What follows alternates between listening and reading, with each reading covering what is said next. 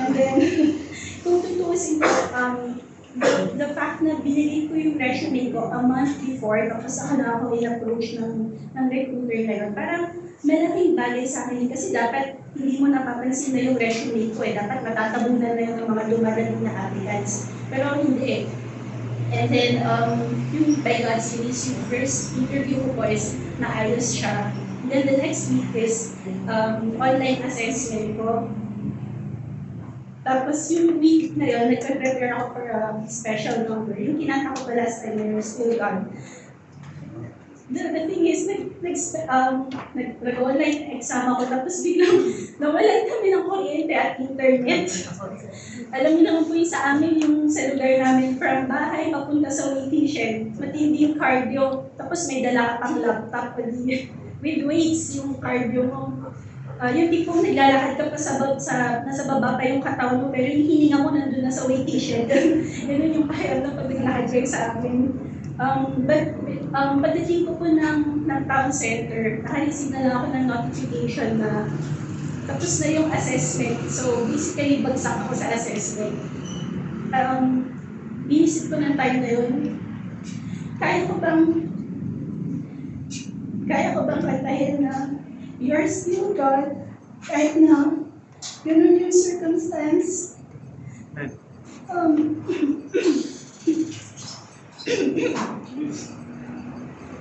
By God's grace po, naging okay naman. After a week, sinabi sa akin, okay, mag-take ka ng assessment mo. Tapos by God's grace, nagpasa ko siya. And then sabi sa akin, okay, final interview. Yung po yung hinintay ko after my birthday. And overwhelmed po ako before yung final interview kasi hindi ko alam, kasi overwhelmed ako nun. So I stopped, sabi ko, okay, let's focus na. Ano ang lordship ng Panginoon sa akin? And nung nag-focus po ako doon, nung nag-focus po ako sa lordship ng Panginoon, nung pinag-realize na whether or not bigay ni Lord yung position na to, siya ang bahala. Kung sakali mo na hindi, o di-apply ulit. But to your fact na pinakita ni Lord na kaya nang he can turn around a lot of circumstances para sa akin. It's already a big blessing. So, nag-final interview po ako na nag-final interview po ako ng 11 ng gabi. Kung titignan ko po, yung interview ko na is hindi maganda yung delivery ko. Yung mga interview ko sa ibang company, mas malayong maganda yung delivery ko doon kaysa sa interview na to. Yung pakiramdam ko, hindi ko nakikita yung answers na gustong marinig sa akin ng interviewer. So, after nun, tinulog ko na, sabi ko, bahala na si Lord. Ginawa ko na yung part ko. Tapos the next day, naka-receive ako ng email from the recruiter. Sabi niya, o sige, tanggap ka na, start ka na ng Wednesday, Thursday, Friday. So, yung pa natanggap ako sa work. And then, ang isang blessing dito is that yung sa position ko na in-applyan ko, hindi ako tulad ng mga ibang kasama kong nag-train na nakikipag-agawan. Kasi po, madugo talaga yung job market natin. Tapos nag-aagawan yung mga kasama ko sa mga clients, mga American clients. Sa akin po, walang agawan na nangyari. Kumbaga, binigay na lang talaga sa akin yun. And then, yung boss ko are American Jews. So, malaking bagay sa akin yun kasi lahat ng holiday nila, holiday ko din. Tapos, every Friday, maaga pa ang off ko kasi Sabado sila. So, malaking blessing po sa akin yun na ganun yung position ko. And then, I think one thing na pwede ko po i-share sa inyo, two lessons na pwede ko po i-share sa inyo is this. In seeking the hand of God, we have to look for the face of God first. Second, mayroong sustaining grace while you're waiting for your answer. Yung sa akin po, yung sustaining grace ko is in the form of my parents. Kaya sinasabi nila, bawal pa rin mag-asawa. Okay. And then, yung verse of encouragement na pwede ko pong iwan sa inyo is 1 John 5:14-15. And this is the confidence that we have in Him that if we seek If we ask anything according to His will, He heareth us. And if we know that He heareth us, whatsoever we ask, we know that we have what we petition, what we desire of Him. Amen. Amen. Pwede mo na i-connect. Hindi ko talaga pasok.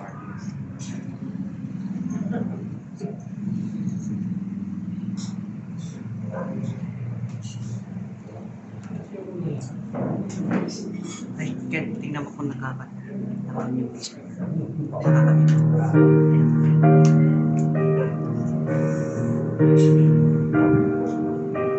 There are days when I'm not sure your grace will be moments when in my life you step then over and over again and again God's grace never ends. Grace carried me here beyond all the fear that I'll ever make it. How could I face this if grace did not bear my worry and care?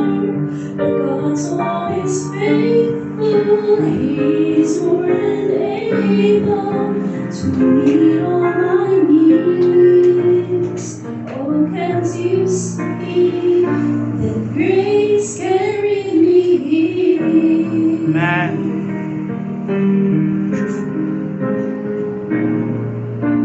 I know that there were valleys that He once faced,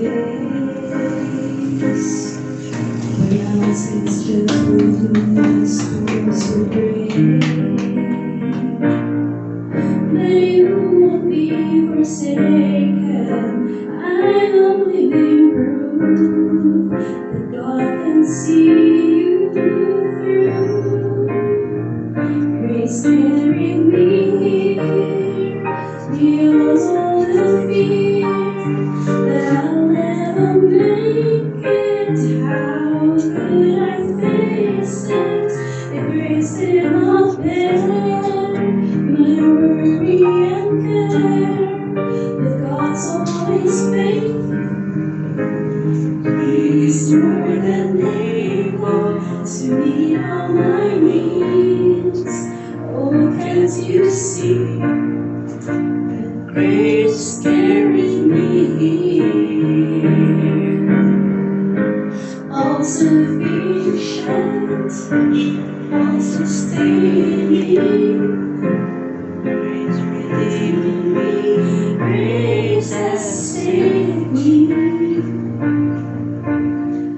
Grace carried me here beyond all the fear that I never make it. How could I face it if grace did not bear my worry and care? That God's always faithful, He's more than able to meet all my needs. Oh, can't you see that grace carried me? Amen. Praise Him. Amen.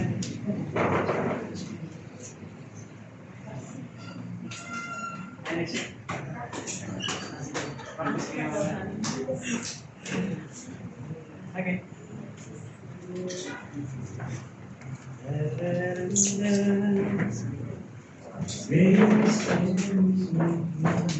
Amen. What a wonderful testimony. Galing ng Panginoon sa pagsagot ng panalangin. And if you're praying for something, remember, God is the God of impossibilities. It's true.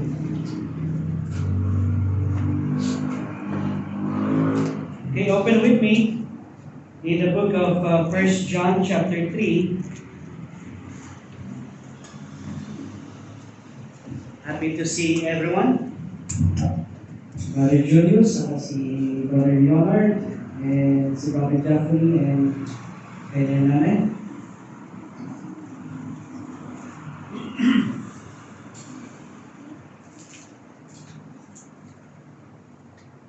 First John chapter 3. First John chapter 3.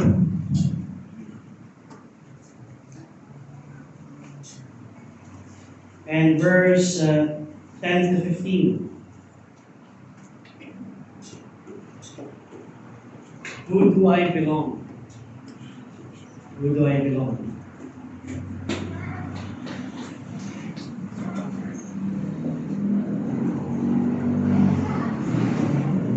Okay, let us read. First John chapter 3, basahin ulit natin. Chapter 3, verse 10 to 15. Let's all read it together. Ready? Read. In this, the children of God are manifest, and the children of the devil, whosoever doeth not righteousness is not of God, neither that he loveth not his brother.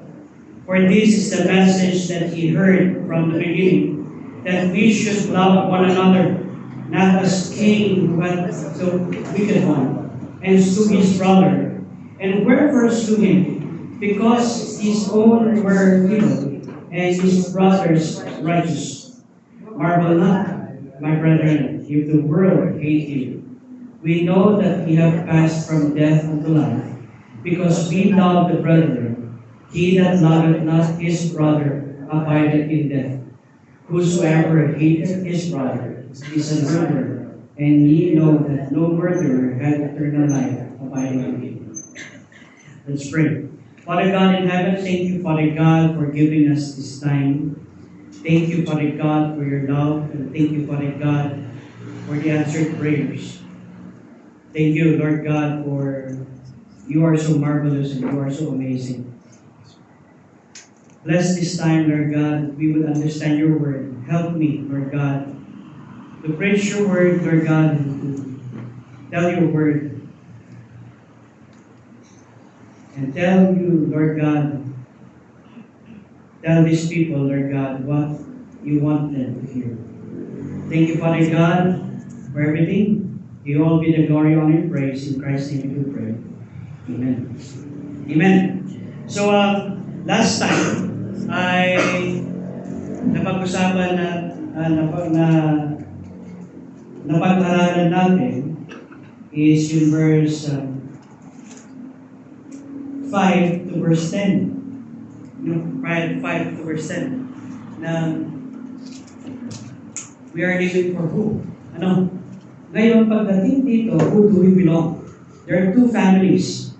There are two families that we need to understand. The family of the devil and the family of the Lord. No? Dalawang klaseng pamilya. Now, kaya nga sinabi niya dito, in this, the children of God are manifest, and the children of the devil, whosoever doeth not righteousness, is not of God. May dalawang pamilya. No? May dalawang pamilya. It's either the family of God or the family of the devil. Now, bakit family of the devil? Saan nagsimula yung family of the devil? Remember in Genesis chapter 3. Ano? Punta kayo sa Genesis chapter 3.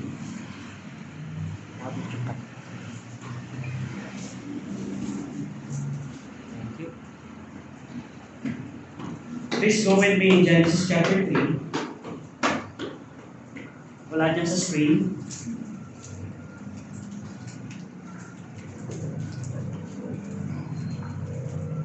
There will always be two families that collide. In Genesis chapter 3, makikita natin dito,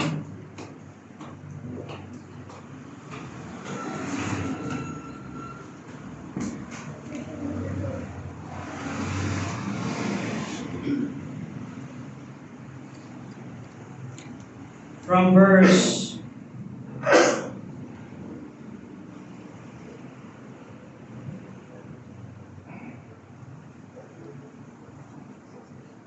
1 Ito, yan.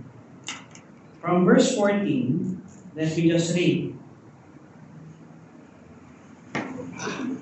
And the Lord God said unto the serpent, Because thou hast done this, thou art cursed above all cattle, and above every beast of the field. Upon thy belly thou shalt go, and dust shalt thou eat all the days of thy life. And I will put enmity between thee and the woman, between thy seed and her seed. It shall bruise thy head, and thou shalt bruise his heel. There are two seeds. Which is the seed of the Satan, which is seed ni Satan, at the same time seed ng Panginoon. And dito natin makikita, dito natin mapapansin that in life there are two families, dalawa, seed ni Satan sa seed ng Panginoon. So how can we be engrafted doon sa pamilya ng Panginoon as per se, pag tinanggap natin ang Panginoon as our personal Lord and Savior? No. If we receive the Lord as our personal Lord and Savior, we are engrafted. Kaya nga ang tawag doon, engrafted, dahil ang natural state natin is tayo ay anak ng kasalanan. Anak ng demonyo. You are of your father the devil. Sabi ganun. That is the original thing. No? Now, when we receive Christ as our personal Lord and Savior, we have been engrafted dun sa tayo na yun. Kaya nga, in that engraftion, ay naging anak tayo ng Panginoon, at yun na yung nature na meron tayo sa ating buhay. No? Pero saan ba nagsimula yun? Nagsimula yun in the book of Genesis chapter 3. Now, dito sa chapter 3 verse 10, no? John draws a clear spiritual division of humanity. Kaya means either there are two kinds of people, children of God or children of the devil. Pag sinasabi natin children of God, who live in righteous and love. Sila yung they live in righteous and love. Pero pagdating sa children of the devil, they live in sin and hatred. No? Kaya nga ang world natin, this world is full of hate. This world is full of hate. Hindi na natin yung maaalis until the time that Jesus Christ will reign. Kasi ang nagre-reign dito sa mundo natin at this time is si Satan. No. The one that is reigning in this world is Satan. Kaya nga ang tawag sa kanya is the God of this world. No. Pag sinasabi natin the God of this world, ay dahil He is the one that created the system dito mundo. And because He hated God from the beginning, no, He hated God from the beginning, that's the world that He would create. Yun yung kanyang world that would create. Kaya nga mas mabenta ang news pag hate kaysa sa kabutihan. No? Tama? Tama. No? Tingnan nyo ito. Marami nang nagagalit ngayon sa mga leaders natin. Why? Diba? Billion-billion, trillion corruption. Right? And hindi lang naman dito sa Pilipinas, but all throughout the world. It's all throughout the world. Kaya there are two kinds of people, the children of God and the children of the devil. Now, we would differentiate them. I-differentiate natin yung children of God and children of the devil. John is not speaking of perfection. Kasi hindi tayo perfect. No, we progress. Magiging perfect na lang tayo pagdating natin sa langit. But it doesn't mean na, sige, doon na lang yung aking perfection, hindi ko na asikasuhin ang aking Christian life. No, hindi. Asikasuhin pa rin natin yung ating Christian life because we love the Lord. Because we love the Lord. John is not speaking of perfection, but of pattern. Ano yung pattern? Maraming patterns sa buhay natin that portrays of these things. Ano? Biro mo, nasa nature natin, we have two natures. No? Dalawa ang nature natin, the flesh and the spiritual nature. Kaya a true believer have a new nature that reflects God's righteousness and love. The more na maintindihan natin yung nature natin na yun, the more na pwede natin i-display o pwede natin ipakita o pwede natin i-manifest sa ating buhay yung character na binigay sa atin ng Panginoon. Kaya nga in this, the children of God are manifest and the children of the devil whosoever doeth not righteousness. Why? Bakit sinabi niyang whosoever doesn't do it not? No. Pag hindi mo ginagawa ang righteousness, iisa ng God. Let us remember, the last time na pag-usapan natin from verse 1 to 9, ay the Lord had imputed His righteousness on us. Ano?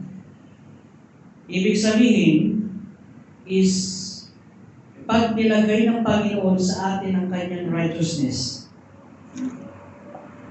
it is in our decision to portray that righteousness for that. Pero the more we have the decision of portraying the righteousness of God in our lives, the more na makikita natin, mas lumalakas ang Panginoon sa ating buhay.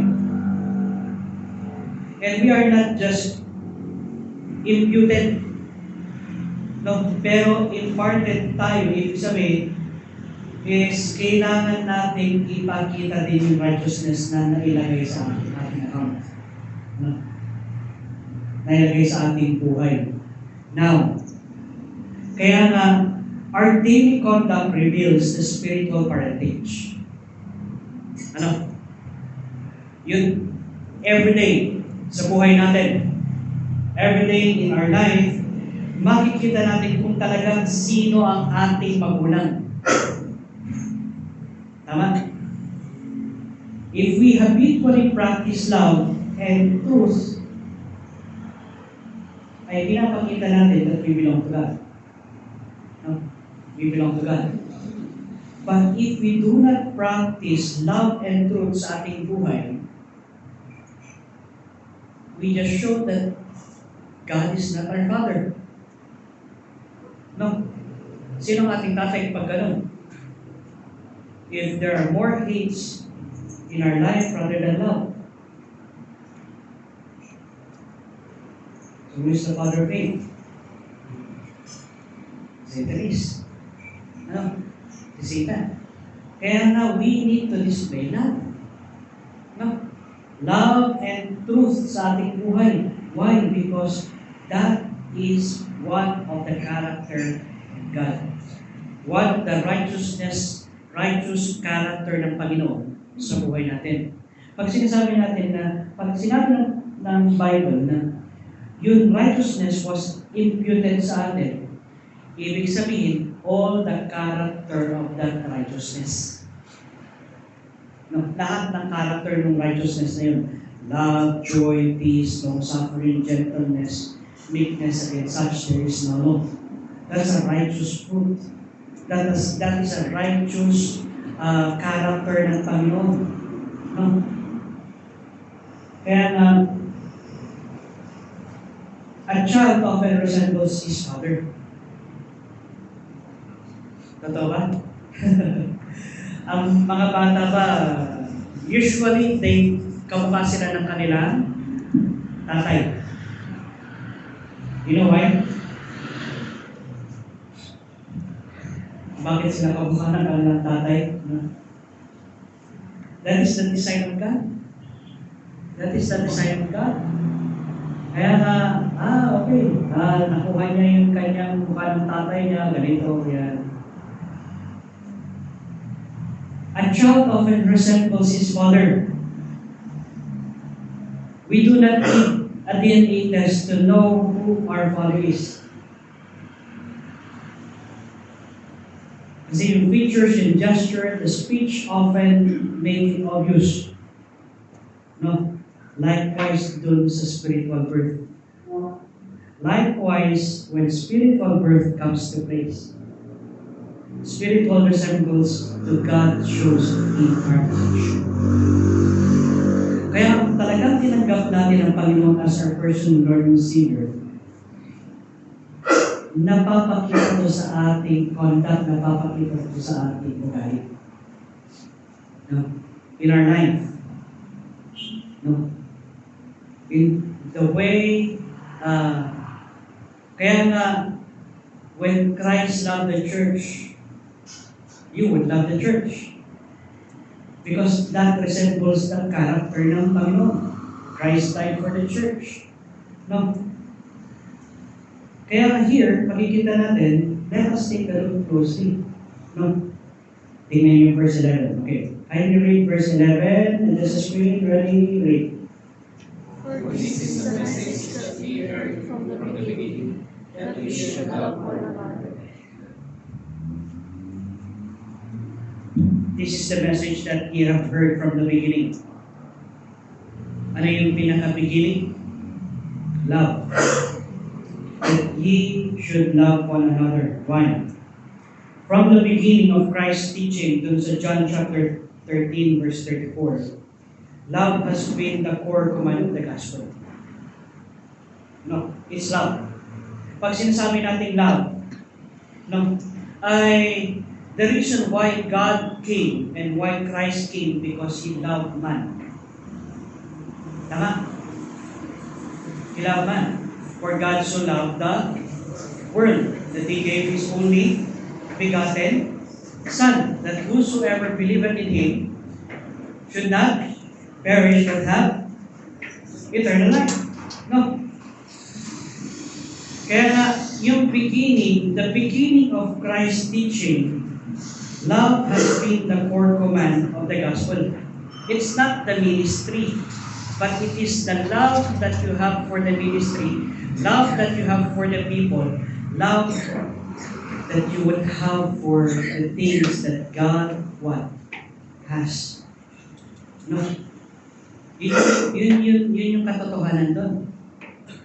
Kaya nga, if you would choose, no, maraming beses nakakarinig ako na ganito. If you would choose between ministry and your loved one, choose people to love. Kasi when the Lord displays His ministry, it's people, not the work. He loves sinners. Ano? He loves sinners. He loves people. Yun ang katotohanan. Mahal niya ang mga tao. Kaya ang ministry natin, mainly ang ministry ng tao is people changing. The lives of people being changed. Ano? Kaya ngayon yung pinaka-main ministry ng church. How to display that love. How to change people's life. How to impact them in knowing the gospel. How to impact them in knowing that Christ is the only way. Because wala nang iba talaga mag-change sa isang tao kung hindi yung gospel ng Panginoon. Ano? Kaya nga here, makikita natin, kaya ang ministry hindi siya mainly, we do the music because that is for God. You're doing music because you want to worship God na talagang mas maganda. No. It's God. It's the people. Kaya nga, may narinig ako. At tatawa ako. Kasi, ganito. No? May sakit yung kamag-anak. May sakit yung kamag-anak, pero inuna ang Bible reading. Saka inuna ang prayer. Walang problema dun. Ano? Pero kung irarason mo, na uunahin mo ang Bible reading kaysa dun sa tao na may sakit, that's not good. Right? Dahil makikita natin na ang Bible, nagdi-display pa rin talaga siya ng ano. If you love the Word of God, you love people. Tama? And that people is a chance for you to what? Minister. Tama? Yes. Kaya nga, oftentimes, ang sakit ng mga malalaking churches, ang sakit ng mga malalaking churches is, ay, may choir practice. Pero, may emergency sa bahay, hindi mo na yung choir.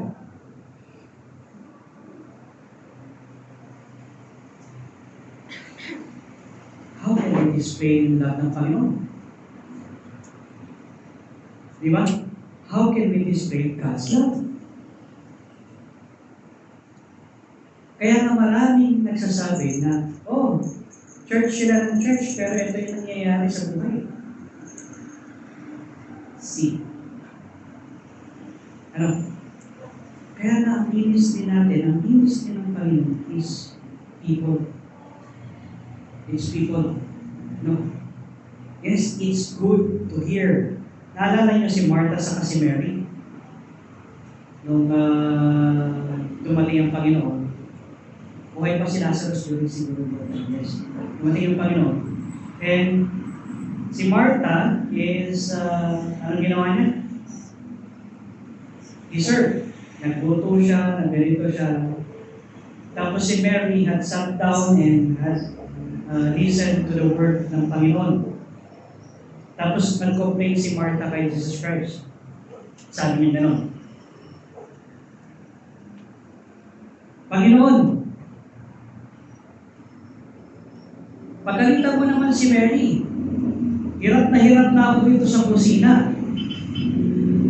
Hindi man lang siya pumalaw, nag-iupo pa. Ano ang sagot ng Panginoon? Mary had chosen the good part. Why? He chose to love the people more. No? So, ibig sabihin is, he chose the priority right. Pero, nakinig siya, hindi siya nag-serve.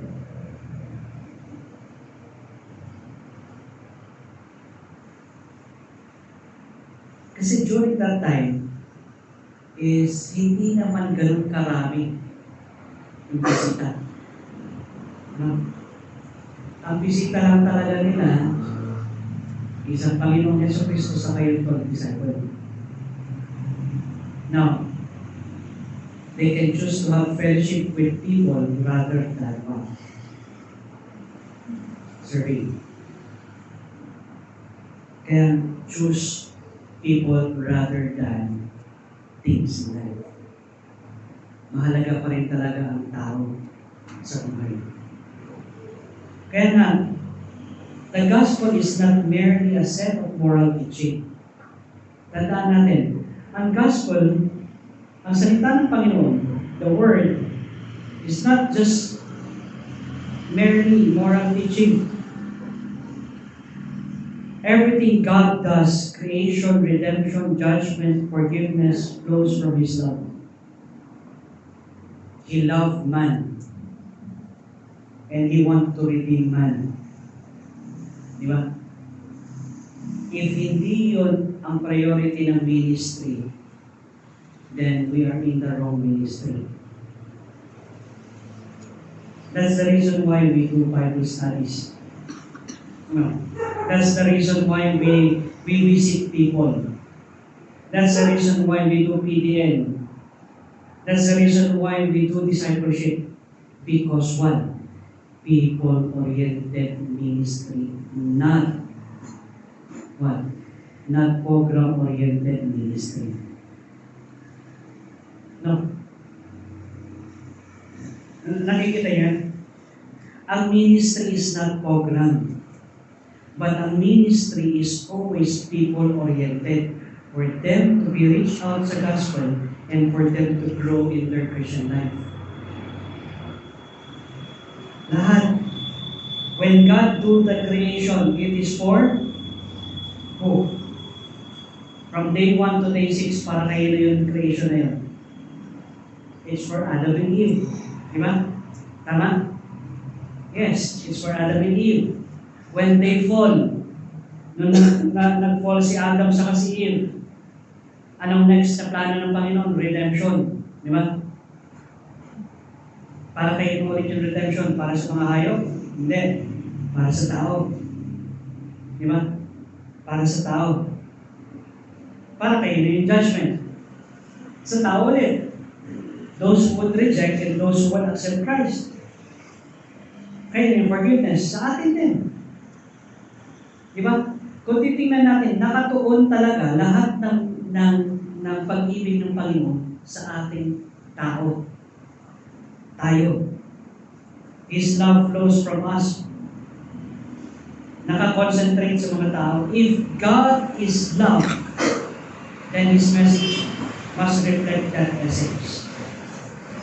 Kaya nga, kung ang Diyos ay pag-ibig at ang Diyos ay nasa ating buhay, sa buhay natin, dapat nagre-reflect din yung essence na yun. The love of God. Di ba? Kaya there is a song na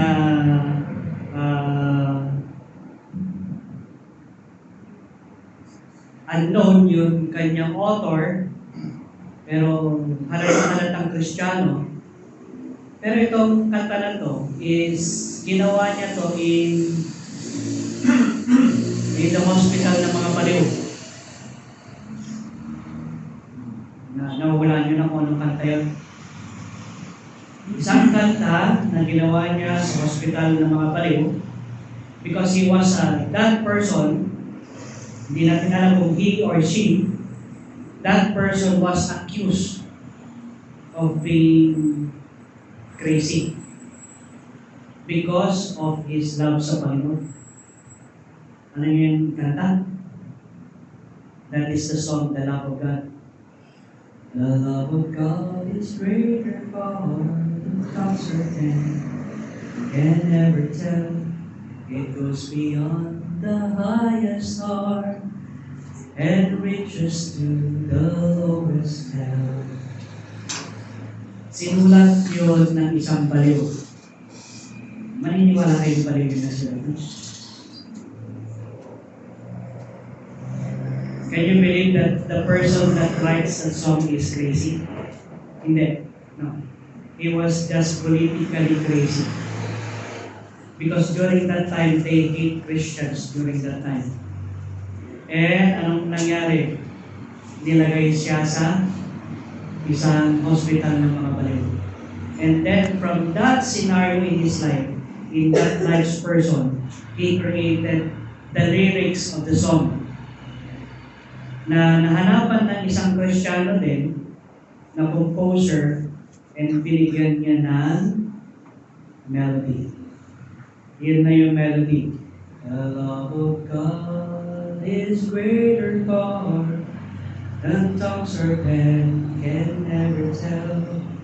It goes beyond the highest star and reaches to the lowest hell. The guilty pair bowed down with care. God gave His Son to win. His caring child He reconciled and pardoned from his sin. Kaya pagdating doon sa chorus, O love of God, how rich and pure, how measureless and strong, it shall forevermore endure the saints and angels. Kaya na yung essence talaga ng Panginoon, the ministry is always people. The ministry is always people. The gospel is all about people. God's love is all about people. Kaya nga, we must reflect itong character na ito. Now, tingnan nyo. Christian maturity is not measured by knowledge. Kasi ang daming mga Kristiyano, ang daming lang knowledge. Di ba? Knowledgeable sila. Sige, sabihin mo nga itong verse na ito, alam nila. No. Ang maturity ng Christian is not regarding the knowledge that we have a Christian must may be knowledgeable from Genesis to Revelation. But without the display of love, he is immature. Kaya ngayon yung 1 Corinthians chapter 13, di ba? Though I speak with the tongues of men and of angels, and have not charity, I become a sounding brass or a tinkling cymbal. And though I have all riches, sabi niya doon, kung wala din yung pag-ibig ng Panginoon, it is nothing. Charity suffereth long and is kind. Charity envieth not. Charity vaunteth not itself. Is not puffed up. Doth not itself. Alam mo na. Pero pagdating natin doon sa last verse,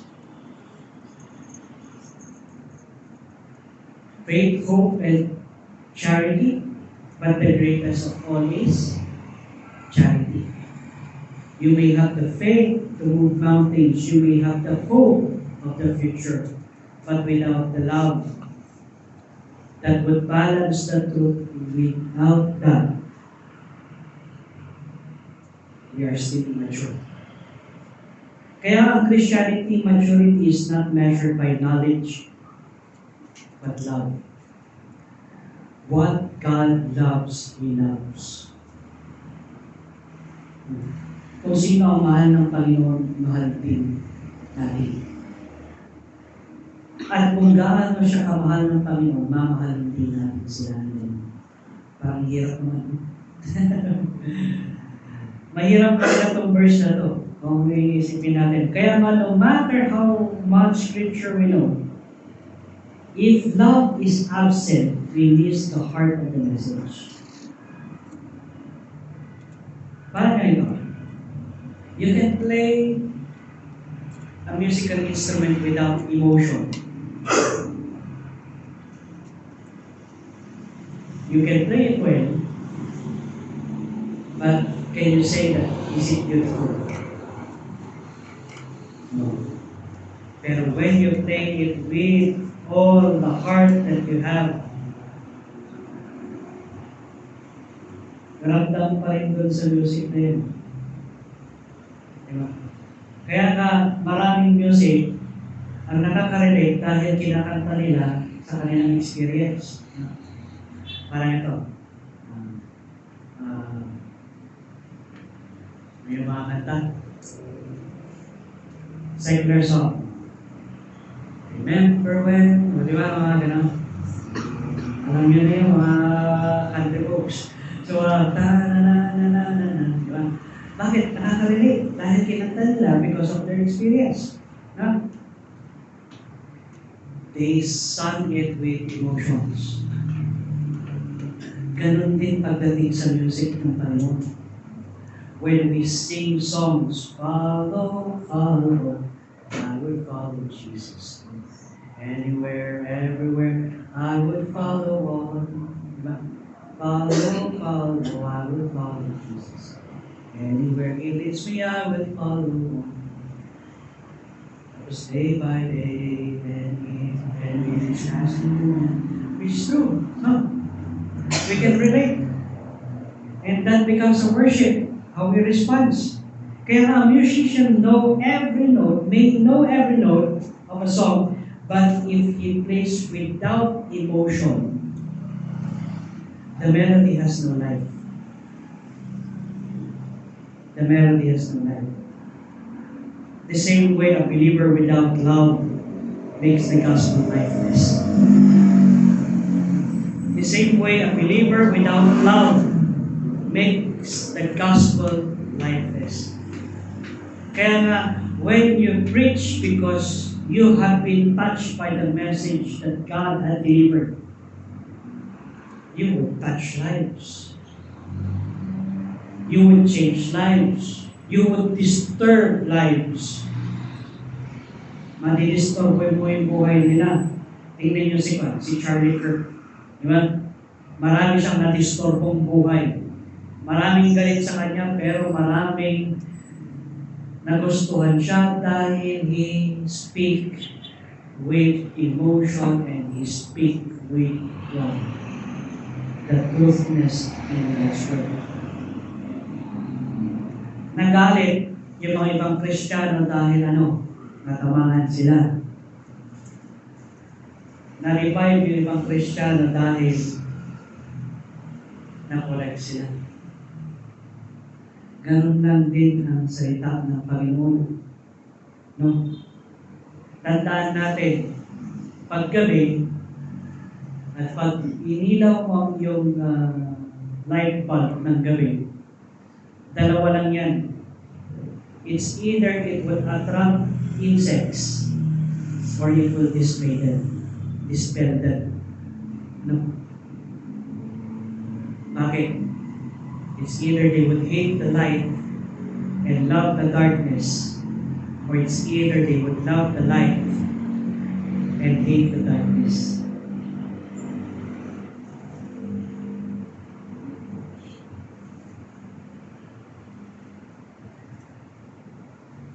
Okay, verse 12.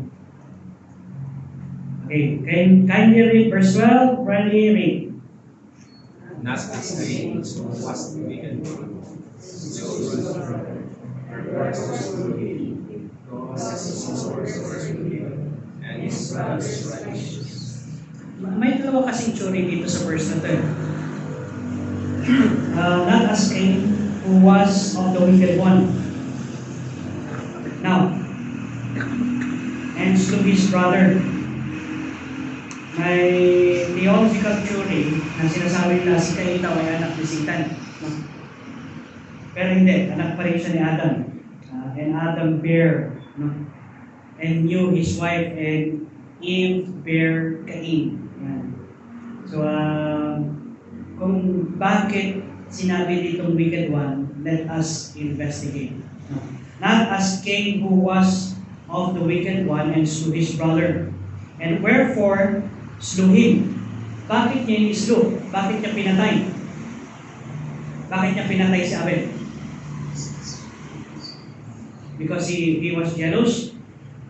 Yes, that's one. Pero because his brother is righteous.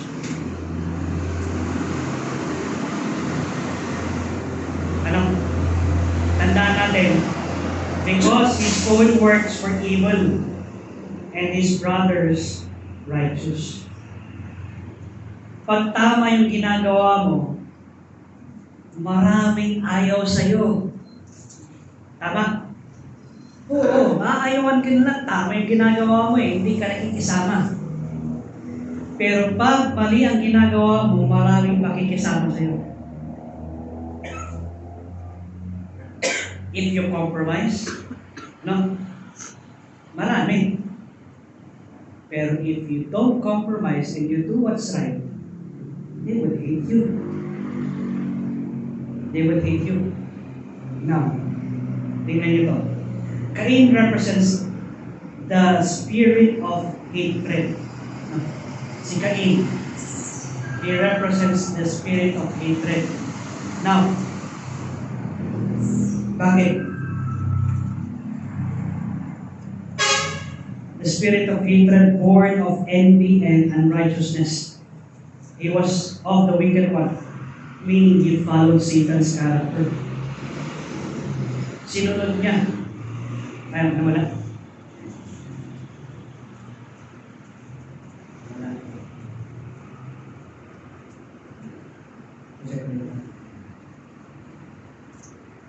Sinunod niya na.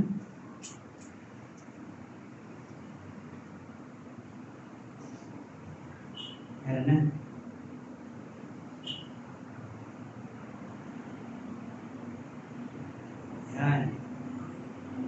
Ibig sabihin, he followed Satan's character of pride, jealousy, and rebellion.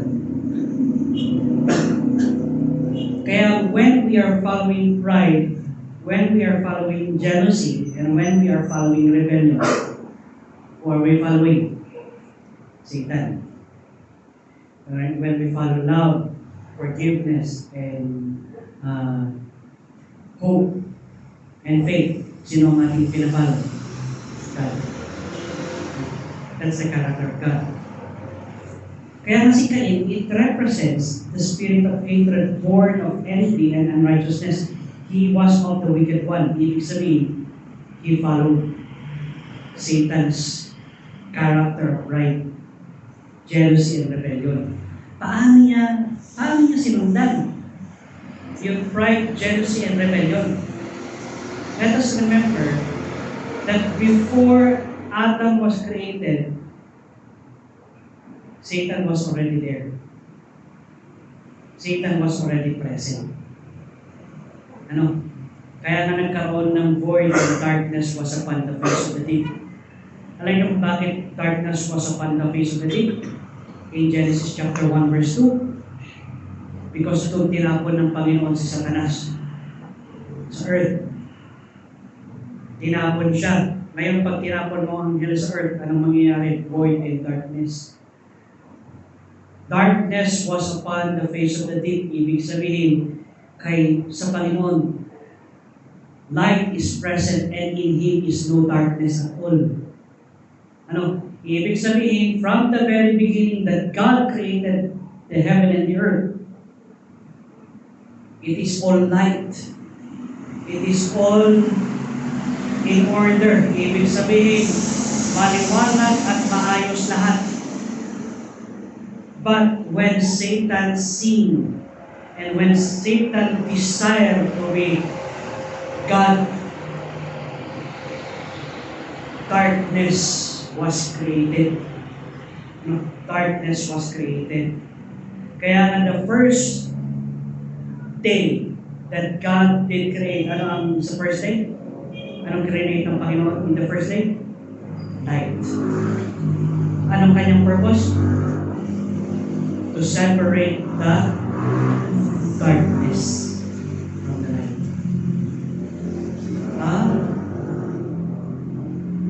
And who is that light? Pagdating ito sa Matthew, is God. God is that light. Ye are the light of the world, and the city that is set on a hill cannot be hid. Neither do ye light a candle and hide it under a bushel. But let your light so shine before men that they may see what? The good works. Kaya nga the first day, when God created light, He said, it was good. It was good. Hindi niya sinabi yun sa darkness. Sinabi niya yun sa light. When He created the light, it was good. Alam niyo kung bakit walang it was good? Pagdating ng third day,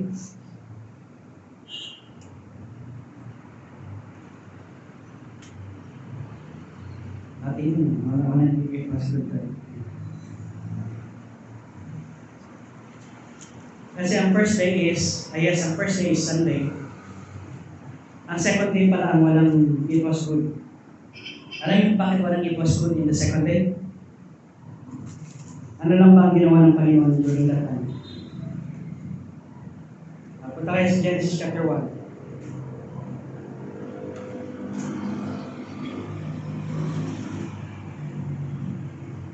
Verse 6.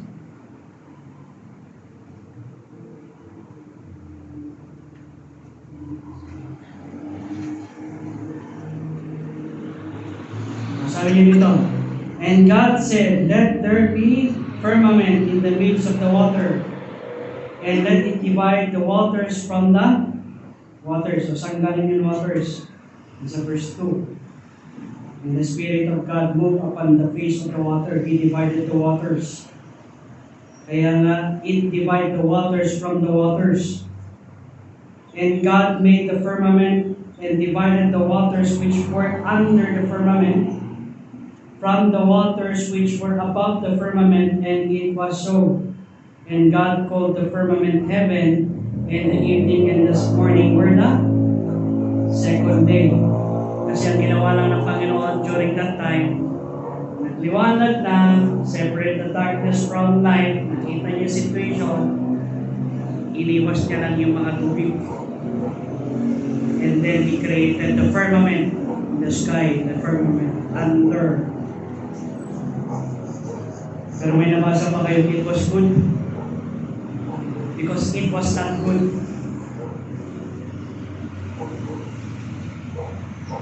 Bakit? Because that was created from chaos.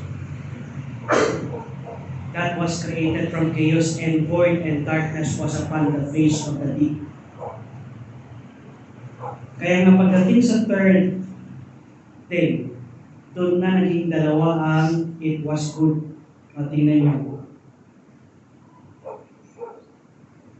Verse 9.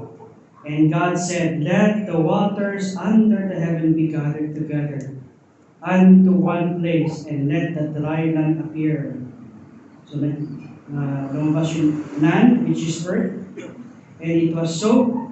And God called the dry land earth, and the gathering together of the waters called He seas. And God said, it was good. Pero doon ba nagtapos? Hindi. Verse 11. And God said, let the earth bring forth grass, and yielding herb, seed, and fruit tree yielding fruit after his kind, whose seed is in itself upon the earth, and it was so.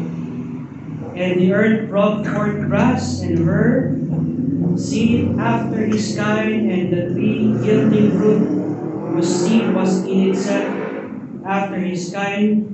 And God saw that it was good. And the evening and the morning were the third day. Kaya nga, blessing ang Tuesday. Kaya ang hirap magtrabaho ng Monday. Joke lang. Okay. Kasi walang blessing yung Monday. Walang it was good. Yan. Yung Tuesday, may dalawang beses it was good. Okay, try na tayo dito. Sinunod ni Cain si Satan, yung pride, yung jealousy, and the rebellion that he has. Kaya ngayon yung verse 1 and 2, and void and darkness was upon the face of the deep. Alam ni Adam yung story. Alam ni Eve yung story. And they walk with God. Yun ang kanilang pinagkwentuhan. How everything was created and how was eternity passed.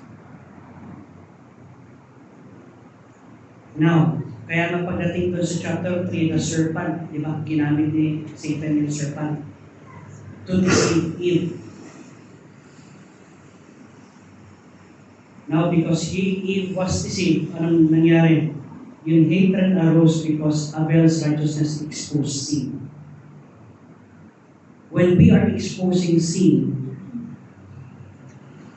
magagalit talaga ang tao sa iyo. No? Kasi ayaw naman ng tao talaga ma-expose yung kanilang kasalanan.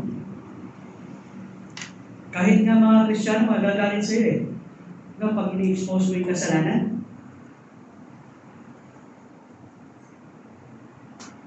Because Cain cannot stand the contrast between good and evil. That's the reason why Cain killed Abel. Because yung ginawang offering ni Abel exposed the sin of Cain. Nakita niya, hindi na yung jealousy, nakita niya kaya nga sinabi ng Panginoon, behold, sin is at the door, Cain. Ibig sabihin, malapit na mabuo yung kasalanan sa puso mo. At malapit na mabuo yung kasalanan na gagawin mo, Cain. God is already warning him, pero hindi siya nakinig. Kaya nga pag may kasalanan, ayaw makinig. At hindi mapapakinggan. Ano? If sin is present in the heart of a man or a woman, hindi yan makikinig. Bakit? Ganun yung kay Cain. Panginoon na yung nag-warning sa kanya, sin is at the door. Di ba? Chapter 4, sin is at the door, sabi na ng Panginoon kay Cain. Pero did he listen? He did not. Anong ginawa niya? He killed still Abel. Ganon ang mangyayari in our times sa panahon natin ngayon. No? Kaya kung nandito ka at nakikinig ka pa rin, amen? At nakikinig ka, na-expose ang kasalanan natin, hindi lang naman ikaw, pati ako, ano? Na-expose ang kasalanan natin, praise the Lord. We are still hearing and listening to God's word. At natatanggap pa rin natin, pero kung ayaw makinig. No. Ayaw pakinggan ang salita ng Panginoon. Ayaw ma-expose ang kasalanan. Pansinin niyo ang buhay. Ang buhay ay puno ng pride, jealousy, and rebelliousness.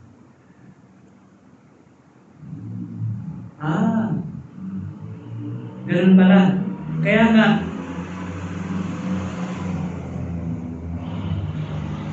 nga sa mga young people, di ba? May mga age sila na ayaw nilang makinig.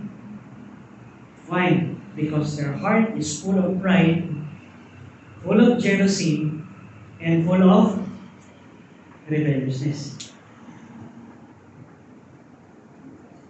Kung nandito kayo, people, kinig kayo para, hindi ako yun. Okay? Di ba? Tama? The moment that we have these three sins in our life,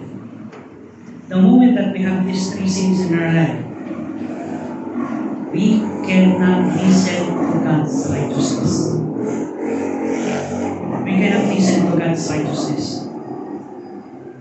Aayawan natin righteousness ng Panginoon. Hindi, ito yun. No. Kaya kahit ano ang gawin mong explanation doon sa tao na yun, if the person doesn't want, because pride, jealousy, and rebelliousness is among their heart, they will not listen.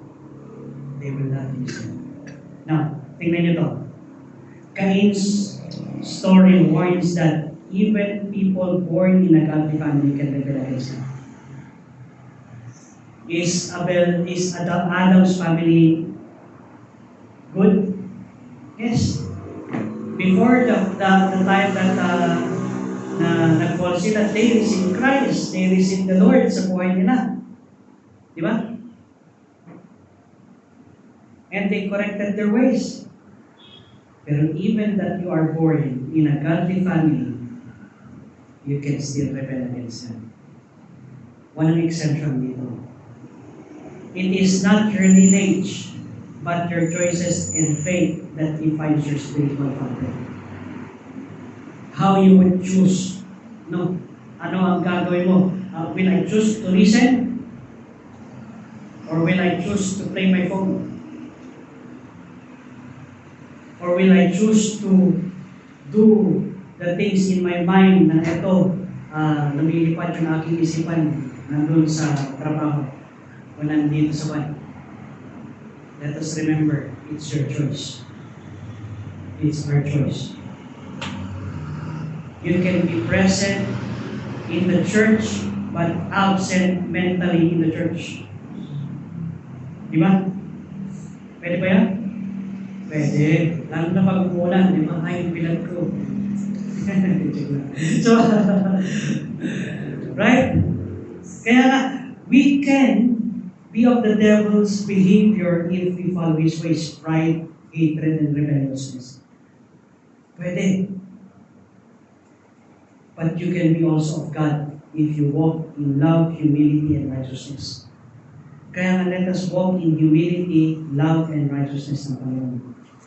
Verse 12 pa rin, tingnan nyo to. The devil cannot create life. The devil cannot create life. He can only corrupt it. Kaya ngayon, this is the life that you want. That is the corruption of Satan. That is not what God wants sa buhay mo. That is what Satan wants in your life. Don't let him father your thoughts and your action. Every time you choose love over hate, you prove you are God's child, not evil one. Imagine, may dalawang artists.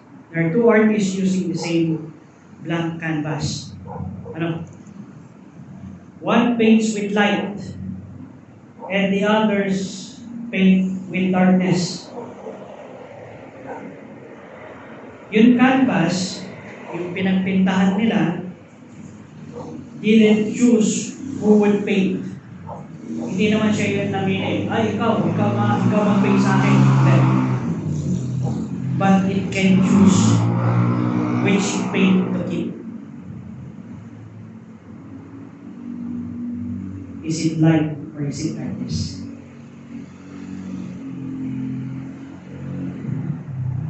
Kaya nga our hearts are the same. Born pure.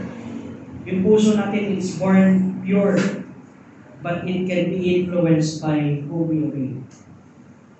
Sino ang ating sinusunod? Sinong influensya sa ating buhay? Doon galing ang puso mo. Doon ang ating puso. Kaya sinabi ng Panginoon, where your heart is, yun din yun. Yes. Verse 13. Ready, read.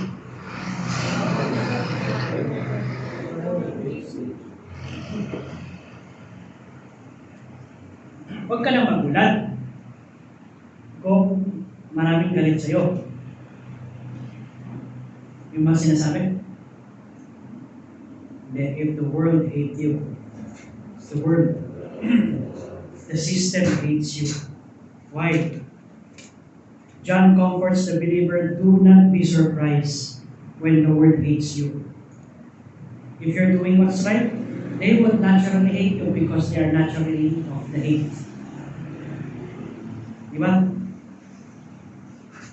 If natural na sila ay anak na demonyo, they would love hate. But if sila ay anak ng Panginoon, they would love love. They would understand you. Kaya nga the word hated Jesus first. Diba? And His own receive Him not. Hatred is a natural reaction of darkness towards light. Alam niyo ba kung bakit na-create yung pride? Because of Lucifer's hatred with God. He hates God. Then pride was created.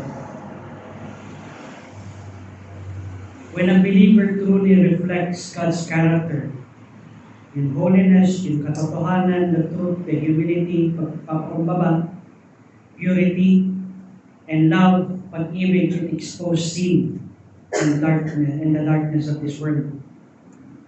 Kaya people who want to continue in sin feel uncomfortable and convicted when confronted by God's light shining through a godly life.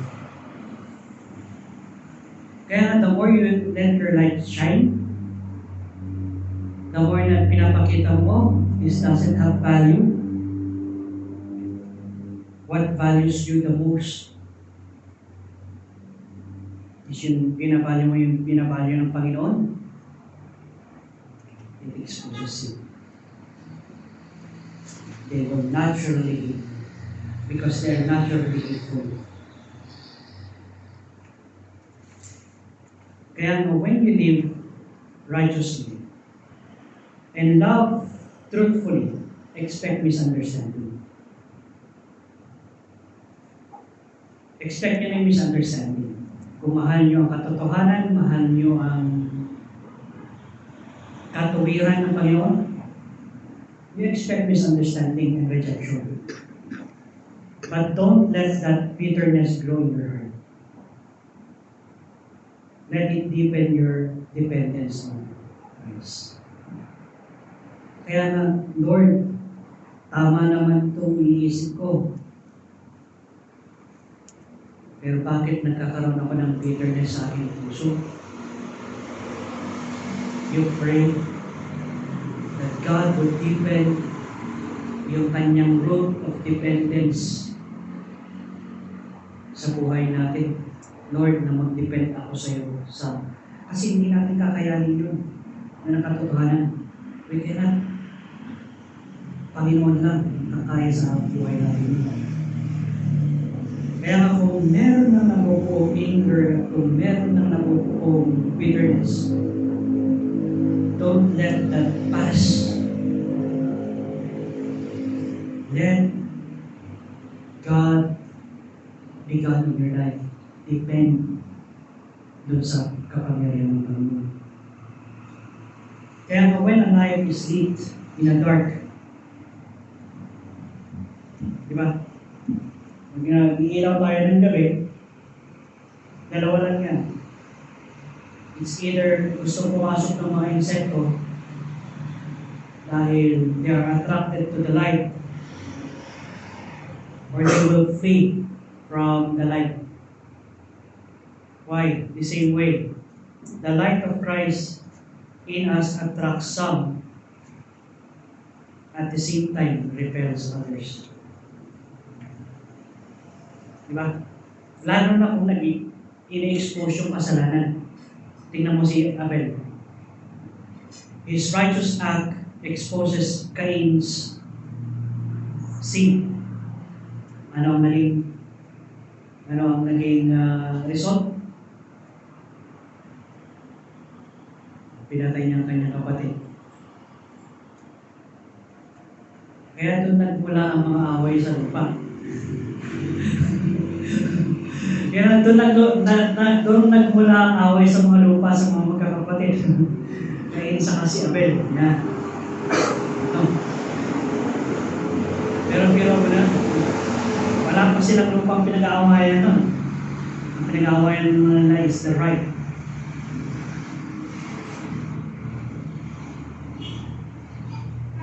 Kaya matindi yun.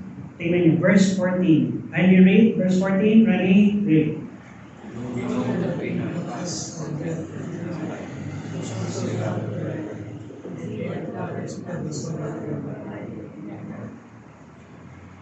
He that loveth not his brother abideth in death. Anong death? Death separates. Death separates us from life. Who is life?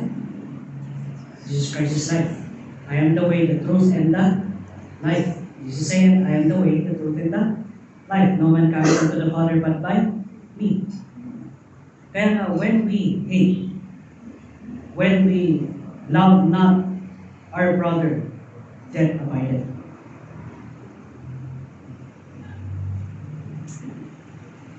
Love is the evidence of regeneration. Proof that we were moved from spiritual death to life. It is not merely emotion, but selfless concern, patient, forgiveness, and compassion. He that loveth not abideth in death. Those who live without love shows that they are still spiritually dead.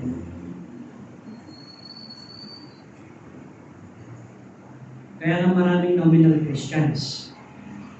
No? Pag sinasabi natin nominal Christians, tinanggap ko naman ang Panginoon as my personal Savior. Pero marami silang tagalit sa buhay.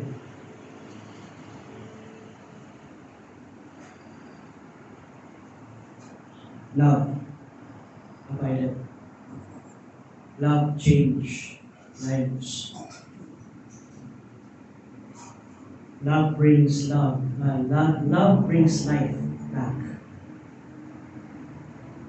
Kaya those who live without love shows that they are still living in what? They are still spiritually dead. Kaya nga, magugulat ka sa isang Kristiyano na sobrang ang kanyang hate. Ang isang Kristiyano ay sobra-sobra ang kanyang hate. Dalawa lang yun. It's either hindi talaga siya anak ng Panginoon o struggling lang siya. Ang pinipipray natin, sana struggling lang. Pero pag continuous yun, from the very start, ito yung sinasabi na from the very start, hindi niya talaga tinanggap ang Panginoon sa Panginoon.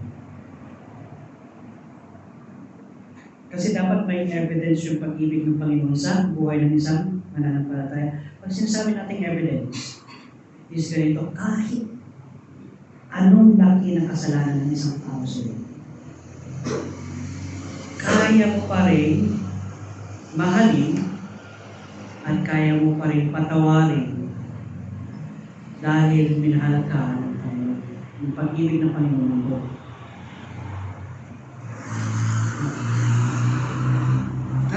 Yes. Kahit konting pag-ibig lang, kahit konting pag-ibig. So, kahit konti lang, ano? Yeah. Because the love of God is evidence is real.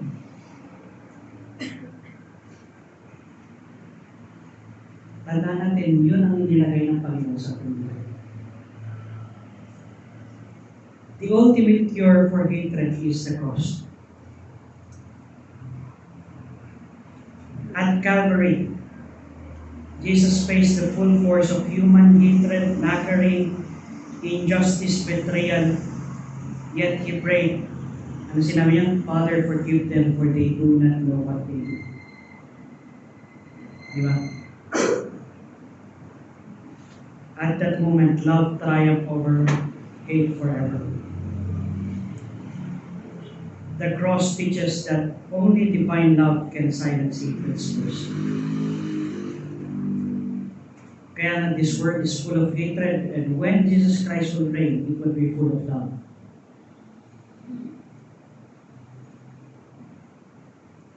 If your heart harbors hatred or indifference, ask God to transform it. Kailan yung mas Panginoon, Lord, palitan mo itong puso ko. Kung pwede, magkaroon tayo ng heart transplant. True Christianity cannot coexist with bitterness.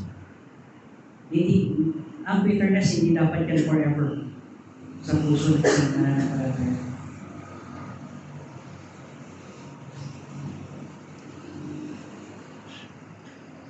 Kaya nga, a withered tree may look alive until you cut it open. Diba? The moment that you cut it open, malalaman mo na lang pala patay na yung puno inside. The absence of love is hollow sign of spiritual lifelessness.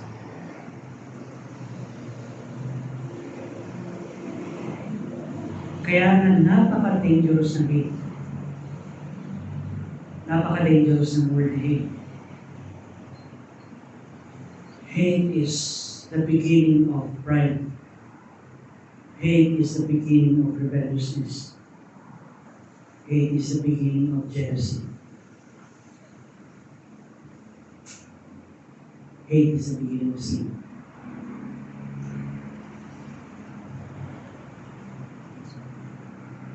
Verse 15. Last verse. Can you read? His brother is a murderer, and you know that no murderer ever died by him. Mahirap ng statement nito, no? Ito ang may isa sa mga pinakamahirap na statement sa Bible.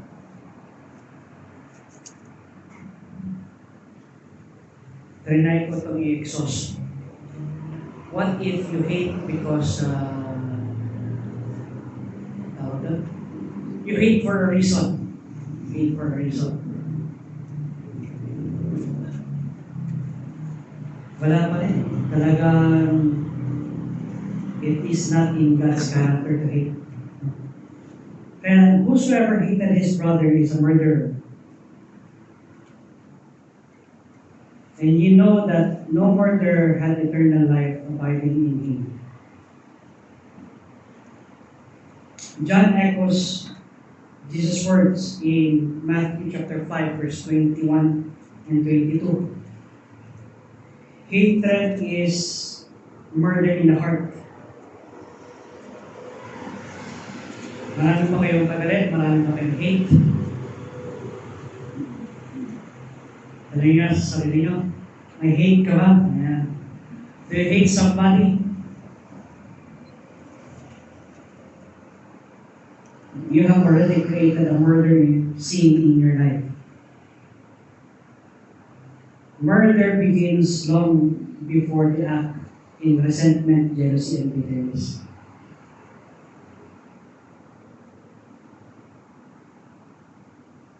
Kaya na ang hate is one thing that we need to understand na huwag magkaroon ng gano'n na klase na emotion sa ating buhay.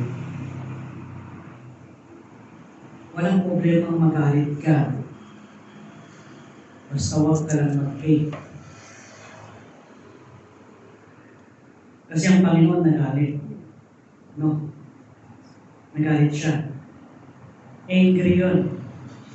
Pag ang anger tumagal, that becomes hate. And when hate is being formed sa ating buhay, it doesn't mean that had eternal life abiding in Him. No. Ibig sabihin, mawawala yung nasa isip natin na hope of eternity. Kung ikaw ay mananampalataya, may hate doon sa puso. It doesn't mean na hindi ka na anak ng Diyos. Ang sinasabi lang dito is hindi mo na iniisip kung anong mangyayari sa iyo in the future. At hindi natin iniisip kung kailan ang judgment ng buhay natin. What if the Lord will come very soon? Diba? And then your hate. Is na may abiding eternal blessing ka, wala. Yeah. Because of that hate. Eternal life cannot dwell where hatred reigns. Do you have hate in your life? Pray to God, Lord, remove His hate. Love and hatred cannot coexist. Iba naman yung sa mga asawa, diba? Love and hate. Iba naman yun. Yeah. Hindi yung love and hate. Actually, it's love and intense fellowship. Yeah. So, intense fellowship.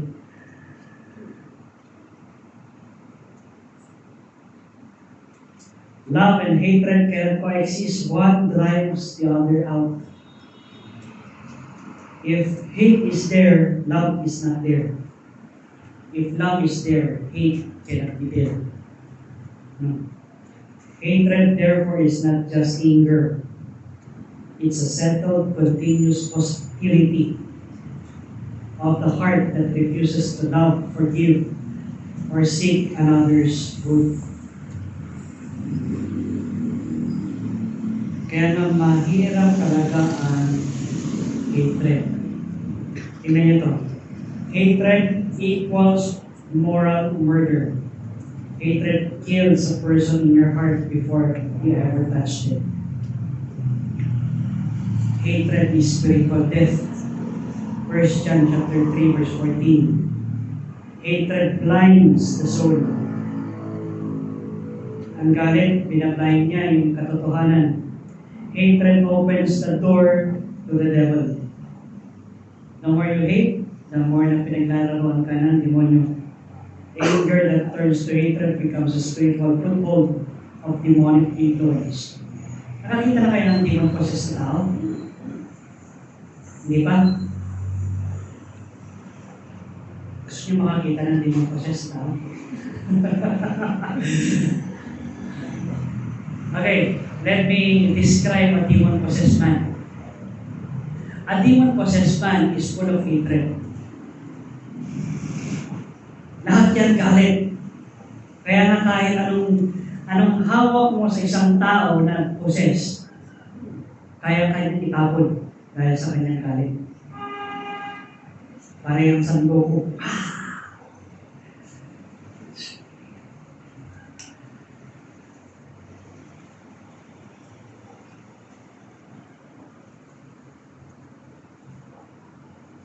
Kaya kung palagi kang magalitin,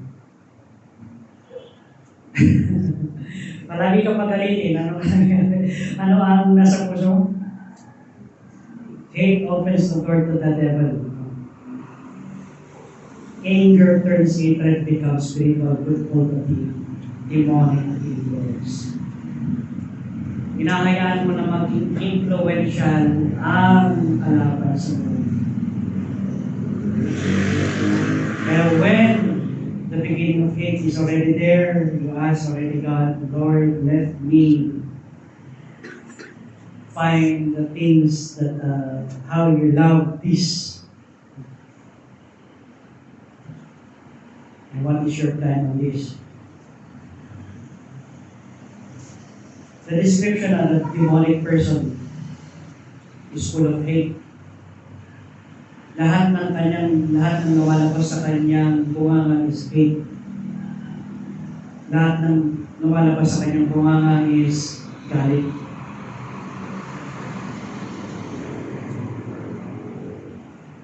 Can a Christian be demon possessed? Of course not.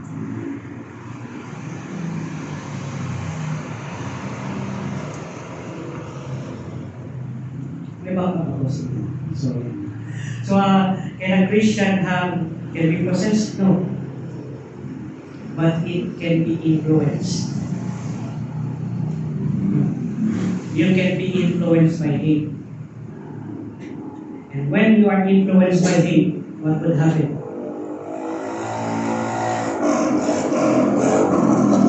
You will hate the things that you produce.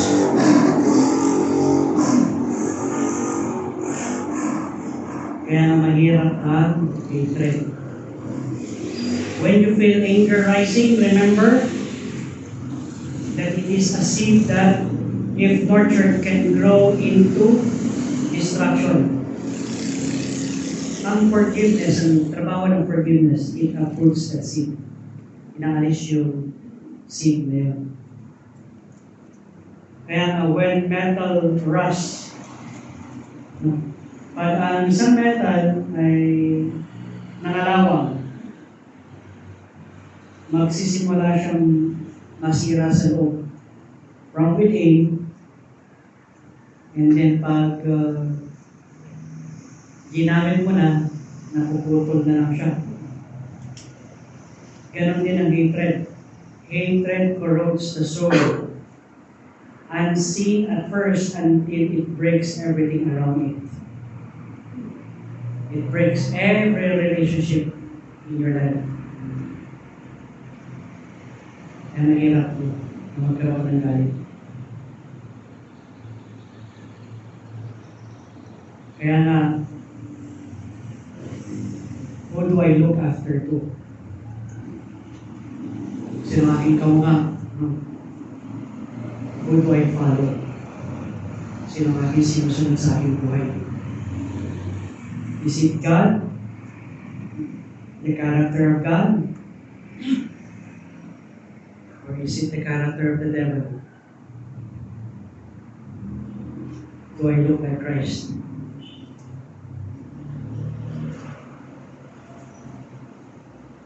Kaya nga, in life, sa buhay natin bilang sa mananampalataya, we need to display the love ng Panginoon sa mga tao. Love them because God loved them. Who do I look after? Who do I follow? Do I look like Christ?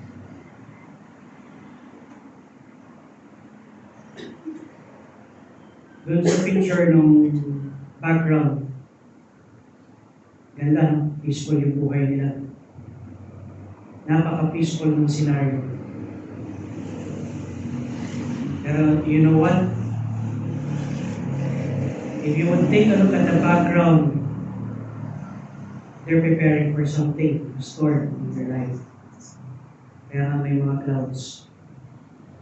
The cloud indicates there's a coming storm in life. And that storm is already happening sa ating buhay. That storm is already happening in our world. The world is full of hatred. Let us not preach hate. Let us preach love. Let us display the love ng Panginoon sa ating buhay. It's easy to hate. It's hard to display love. Prepare for what's coming. Prepare for what's coming. Kaya nga, pag ang mga news, it already affects you to hate something, stop watching the news. Bakit? Kasi magkikreate na ng hatred. It's better off na wala kang kaalam-alam kung anong nangyayari kaysa ang dami mong alam sa mga nangyayari at lalo ka lang nagagalit sa puso mo. Pero kung sa trabaho mo, mahirap mong iwasan yun. No? You pray, Lord, help me to display the character of your love in this situation. Help me to do what's right. Help me to do what's right. Whatever, head down, eyes closed.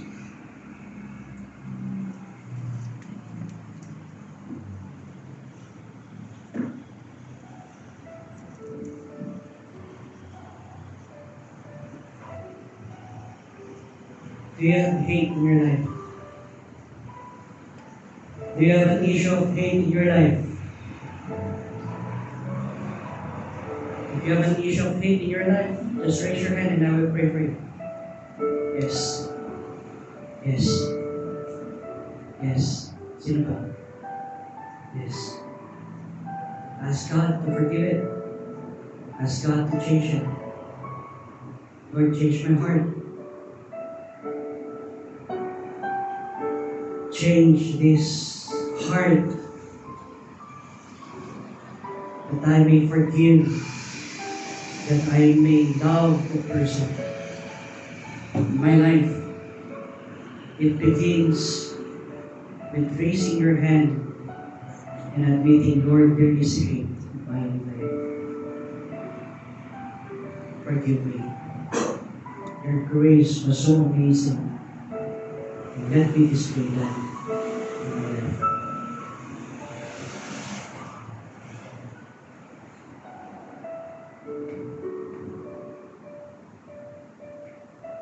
Father God in heaven, we come to you today, asking you, Lord God, to forgive us of our sins that we have done. There are times in our life, Lord God, pwede namin masabi na hindi namin maiwasan magkaroon ng hate.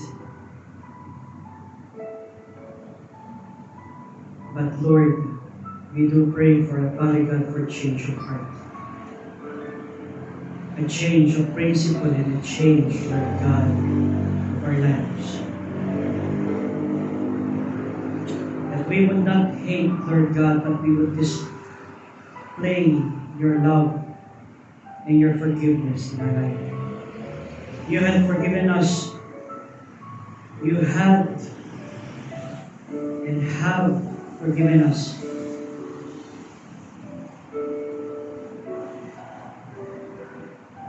We had received the greater grace of your forgiveness. And because of that grace, we can forgive others. And we can display your love. Yes, Lord, it's true that day by day we struggle in life. We struggle with sin. You struggle in the things that keeps us from life, keep us from the things that you want. But we do praise you and thank you, Father God, for giving us the strength. In your always name. Thank you, Father God, for the word. Thank you, Father God, for the message today. Thank you for the songs. And for every thing that you have done sa amin today. Bless this time. That this message would bring to our hearts all throughout our life. In Christ's name we do pray. Amen. Amen.